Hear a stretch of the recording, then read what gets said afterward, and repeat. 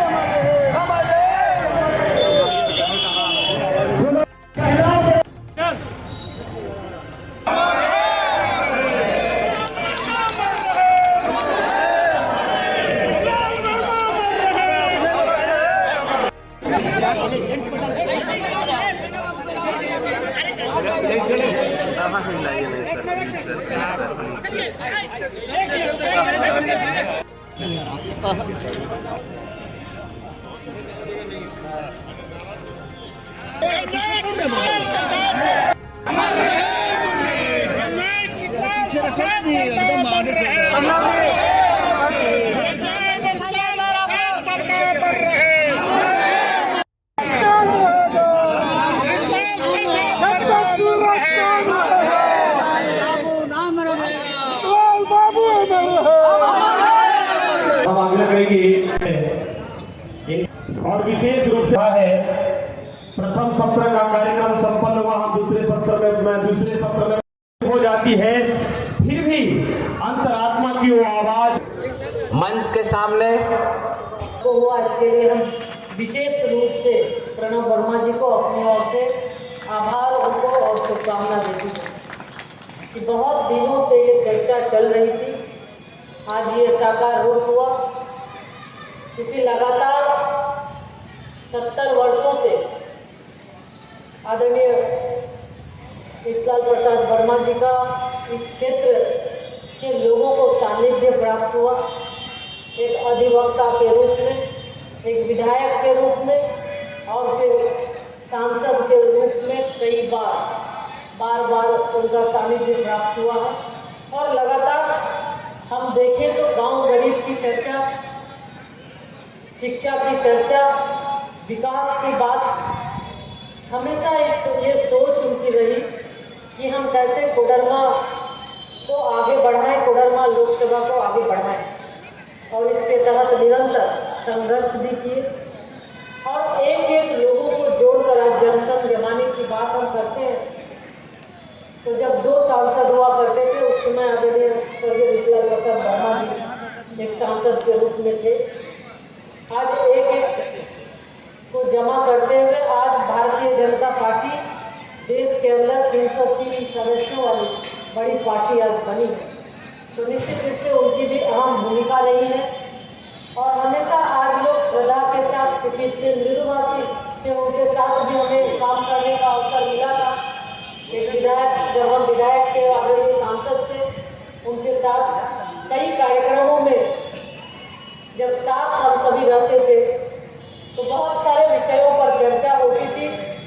चाहे क्षेत्र का विकास हो, समाज के अंदर जो बुराई हो, कैसे उस बुराई को दूर किया जा सके, शिक्षा के क्षेत्र में कैसे बदलाव लाया जा सके। इस तरह हमेशा से जन सरोकार, आम लोगों के लिए अपने जीवन को भी न्यौछावर करने वाले, हमेशा लोगों की चिंता करने वाले आज आदरणीय पृथ्वीलाल प्रसाद वर्मा जी के इस जन्म जयंती के अवसर पर आप सभी से हम ये आग्रह धारा के बंधन से ऊपर उठकर मैदान और मंच पर लोगों की उपस्थिति यह दर्शाती है कि गिरिडीह की राजनीतिक धरती में रीतलाल प्रसाद वर्मा के नाम के होने के क्या मायने हैं। मैं क्षमा चाहूँगा, श्रद्धेय चाची चंपा वर्मा जी का मैं नाम भूल गया। मैं सिर्फ याद करना चाहता हूँ उन बातों को। रीतलाल बाबू ने राजनीति में वट के तौर पर अपनी छाया में बहुतेरे लोगों को पनपने का मौका दिया। मैं उस दुर्भाग्यपूर्ण क्षण का गवाह भी था जिस क्षण उन्होंने अंतिम सांसें ली थी और मैं उनके साथ था। और मैं यह मानता हूं कि अंतिम क्षणों में की गई सेवा और उनके आशीर्वाद ने आज मुझको इस मुकाम पर पहुंचाया है। मैंने देखा था कि उस व्यक्ति के विचार में किसी विचारधारा से बनने से बेहतर जनता के हितों के सवाल को समग्र रूप से रखने और उनके समाधान को खोजने की जो कसक थी, उसी कसक ने उनको इतना बड़ा नेता बनाया है। बड़ा कम समय हमें मिला था उनका सानिध्य पाने का। हमें लगता है साल 1.5 साल का वह वक्फा रहा होगा जब स्वर्गीय रीतलाल बाबू झारखंड मुक्ति मोर्चा में आए थे और उनके संपर्क में, उनके संसर्ग में राजनीति का कटहरा सीखा था हमने। स्वर्गीय रीतलाल वर्मा की मृत्यु के बाद हम तमाम लोगों ने अपनी मां समान चाची के लिए वो संघर्ष किया था जिस संघर्ष का गवाह 2004 के इतिहास के कोडरमा लोकसभा इतिहास के परिणाम। यहां बैठे हुए बहुत सारे लोग 2004 के उस चुनाव में मेरे साथ थे, जिन लोगों ने देखा था कि कितनी सीमित संसाधनों के साथ हम लोग रीतलाल बाबू की विरासत बचाने के लिए संघर्ष कर रहे थे। केंद्रीय वित्त मंत्री निर्मला सीतारमण द्वारा बुधवार को संसद में वर्ष 2023-24 का आम बजट प्रस्तुत किया गया। वित्त मंत्री द्वारा पेश किए गए आम बजट पर कई लोगों ने अपनी अपनी प्रतिक्रिया दी है। जहां सत्ता पक्ष के लोगों ने सराहना की है, वहीं इस बजट को अर्थव्यवस्था के लिए काफी अच्छा बजट कहा है। वहीं विपक्षी दलों ने आम बजट को सिर्फ एक लोक लुभावन बजट बताया है। तो चलिए आपको भी दिखाते हैं बजट को लेकर क्या कहना है आम और खास लोगों का। बजट में आम आदमी पर विशेष ध्यान दिया गया है। ऐसे भी हमेशा से भारतीय जनता पार्टी का यह लक्ष्य भी रहा है, आम लोगों को साथ लेकर चलना। और इसमें हम देखें तो जो मध्यम वर्गीय जो बात करते हैं तो निश्चित रूप से इसमें इनकम टैक्स में के स्लैब में भी 7 लाख तक का ये किया गया। जो आमदनी 5 लाख तक में पहले था, लगता था टैक्स, इस बार 7 लाख किया गया है।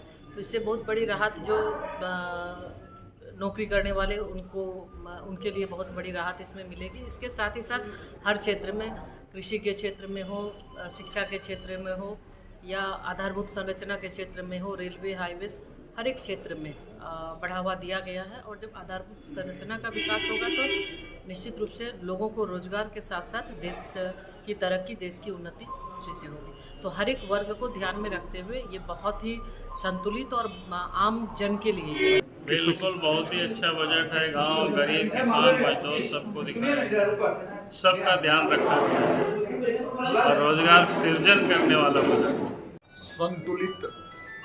और हम कह सकते हैं कि प्रधानमंत्री नरेंद्र मोदी जी का ये बजट जो पेश की निर्मला सीतारमण जी ने, वो गांव, गरीब, किसान, मजदूर, नौजवान को केंद्र बिंदु बना करके ये बजट रखा गया है। यहाँ पर हम कह सकते हैं एग्रीकल्चर सेक्टर में विशेष रूप से ध्यान दिया गया है। तो एमएसएमई में जो हमारे मध्यम वर्ग के उद्योगपति हैं एमएसएमई सेक्टर में, प्रधानमंत्री जी ने इस बजट में कई ऐसे प्रावधान किए गए हैं जैसे स्पेशल पैकेज की बात। दूसरा उसमें उल्लेख किया गया है कि उसमें कोविड के कालखंड में जो हमारे एमएसएमई के लोग थे, जो परेशान थे, जो आर्थिक रूप से पिछड़ गए थे, वैसे लोगों को रिलीफ देने की भी बात की गई है। और जहाँ पर पर्यावरण का सवाल है, उस सवाल पर भी पूरी तरह से बजट संतुलित है। जहाँ पर कम्युनिकेशन, जिसको ट्रांसपोर्टिंग सिस्टम की बात हम कहते हैं, उस पर भी विशेष ख्याल दिया गया है। सड़क की इंफ्रास्ट्रक्चर, रेलवे, साथ साथ हम कह सकते हैं कि एयरपोर्ट्स, नए 50 एयरपोर्ट बनाने की भी बात की गई है। हेल्थ सेक्टर पर विशेष रिसर्च और उसमें बनाने की बात हुई। 157 मेडिकल कॉलेज में उसमें नर्सिंग हॉस्पिटल्स खोले जाएंगे और नर्सिंग सेंटर खोले जाएंगे। यूथ के रोजगार की सृजन की उसमें व्यवस्था की गई है। और तो और अगर हम कहें झारखंड के क्षेत्र में, तो एकलव्य विद्यालय जो आदिवासी समाज के शिक्षा के लिए, आदिवासी बच्चों के शिक्षा के लिए जो था, उसमें 38,800 शिक्षकों की बहाली होगी। यह तो झारखंड के लिए एक नई और अच्छी पहल है। आदिवासी पिछड़े वर्ग और खास करके एससी समाज के लोगों को विशेष प्रावधान किए गए, इसलिए ये बजट सराहनीय है। और हम कह सकते हैं दुनिया का 5वां सबसे बड़ी अर्थव्यवस्था, जो आने वाले वर्ष में जो विकास का दर है वो 7% होने वाला है। यह एक ऐतिहासिक है, जबकि दुनिया की अर्थव्यवस्था बेहाल है और भारत की अर्थव्यवस्था अच्छी ही नहीं है, बल्कि और बेहतर है दुनिया के कई देशों के। अमृतकाल का पहला बजट 2023-24 एक लोक कल्याणकारी बजट है। यह गांव, गरीबों, किसानों, आदिवासियों, दलितों, पिछड़ों, शोषितों, वंचितों, दिव्यांगजनों, आर्थिक रूप से पिछड़े तथा मध्यम वर्ग के लोगों को सशक्त एवं सक्षम करने वाला बजट है। यह ग्राम विकास, कृषि विकास, श्रमिक कल्याण, इंफ्रास्ट्रक्चर डेवलपमेंट, डिजिटल इंफ्रास्ट्रक्चर, पूर्वोत्तर एवं पहाड़ी क्षेत्रों सहित पूरे देश को समग्र विकास को समर्पित यह बजट है। यह माननीय प्रधानमंत्री श्री नरेंद्र मोदी जी के नेतृत्व में केंद्र की भारतीय जनता पार्टी सरकार द्वारा देश के नागरिकों को सामाजिक न्याय, समानता, सम्मान और समान अवसर उपलब्ध कराने वाला बजट है। देश का 75वां आम बजट ईज ऑफ लिविंग को बढ़ाने पर जोर देने वाला बजट है। यह दुनिया में सबसे तेज गति से देश को विकास की राह दिखाने वाला और भारत को सुपर इकोनॉमी पावर बनाने वाला बजट है।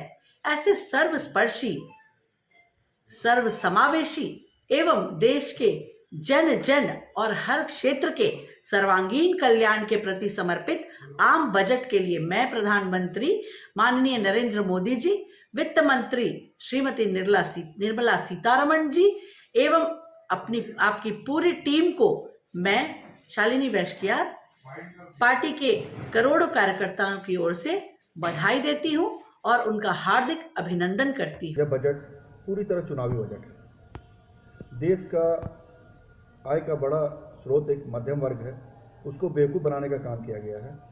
एक तरफ सरकार कह रही है कि 7 लाख तक आयकर में छूट है, लेकिन दूसरी तरफ मैंने टीवी पर देखा कि 3 से 6 लाख के स्लैब में 5% का कर दिखाया जा रहा है। क्या है ये हमेशा की तरह नई बोतल में पुरानी शराब परोसी गई है। एक हाथ से देकर दूसरे हाथ से ले लिया गया है। पेट्रोल डीजल पर कोई बात नहीं की गई है। जो कृषि में ज़्यादातर उपयोग होने वाला डीजल है, किसानों को एक तरफ सरकार दिखा रही है कि हम बहुत राहत दे रहे हैं, ऋण माफ़ी कर रहे हैं या ऋण के लिए नया धन उपलब्ध करा रहे हैं, लेकिन इस तरह का कोई भी चीज़ स्पष्ट रूप से दिखती नहीं है।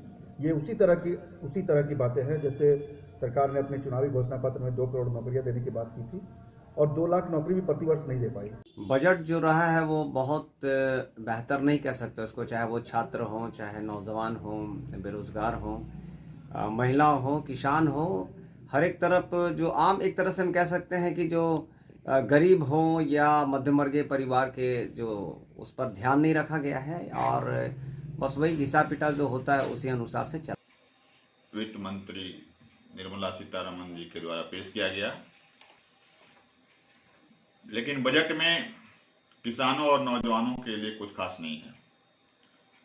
ऐसा इसलिए मैं बोल रहा हूं कि एमएसपी को कैसे दोगुना किया जाता उसका प्रावधान किया जाता बजट में।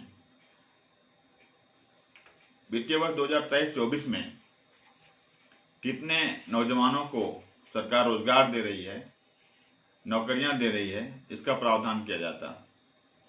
तो ऐसा कुछ नहीं है। सरकार कह रही है कि देश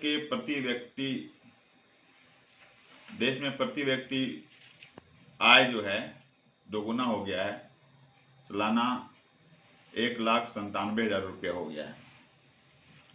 एक तरफ सरकार कह रही है कि आमदनी दोगुनी हो गई है और दूसरी तरफ सरकार जो है लोगों को 80 करोड़ लोगों को, देश के 80 करोड़ लोगों को मुफ्त में चावल दे रही है, अनाज दे रही है। सरकार महंगाई पर, जो महंगाई है अभी, उसके लिए बजट में कोई प्रावधान नहीं किया है। पेट्रोल 100 रुपया पर खड़ा है, गैस 1100 रुपया पर खड़ा है।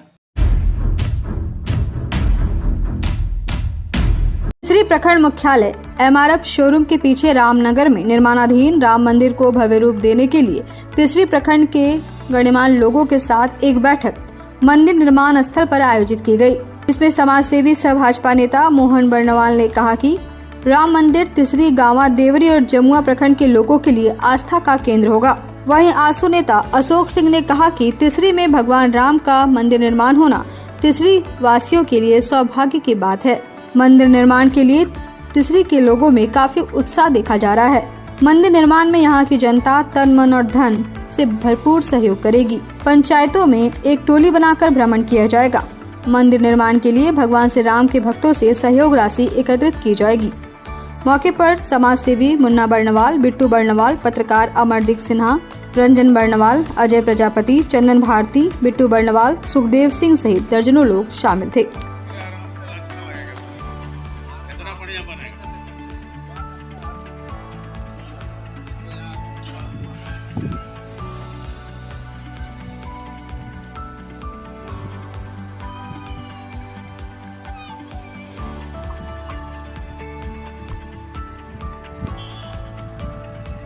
के लोगों के द्वारा बहुत अच्छा विचार आया है कि यहाँ पे राम मंदिर जो है पूरे तीसरी प्रखंड में कहीं नहीं है और इसका नींव जो है रखा गया है तीसरी राम मंदिर का। इसमें अहम भूमिका जो है सुखदेव सिंह जो भंडारी से आते हैं और यहाँ के स्थानीय अमरदीप सिन्हा जो पत्रकार हैं, इन दोनों के द्वारा इस राम मंदिर के निर्माण में जो है विचार आया और इसमें जहाँ तक होगा पूरे तीसरी वासियों का सहयोग इसमें रहेगा। हम लोग भी अपने स्तर से पूरा सहयोग करके और भव्य तरीके से राम मंदिर का निर्माण कराने